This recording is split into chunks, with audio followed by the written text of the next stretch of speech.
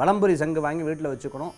அதனோட நுனி பாகம் வடக்கு அல்லது கிழக்கு பார்த்து இருக்கணும்.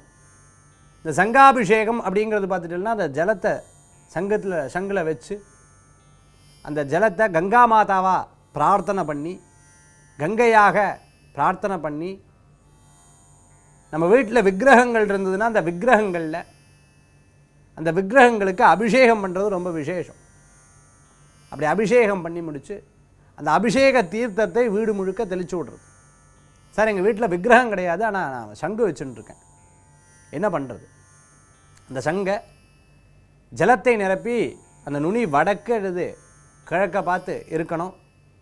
2 புஷ்பத்தை போட்டு அதில் கங்கா மாதாவை நல்லா மனசில் வேண்டிட்டு ஊதுபத்தி கற்பூரம் அந்த சங்குக்கு காண்பித்து, மாவிளை இருந்ததுன்னா மாவிளை, இல்லை வெத்தலை இருந்ததுன்னா வெத்தலை, இல்லைன்னா தர்பை அதை வச்சு அந்த தீர்த்தத்தை முதல்ல உங்களுக்கு புரோக்ஷணம் பண்ணிக்கணும்.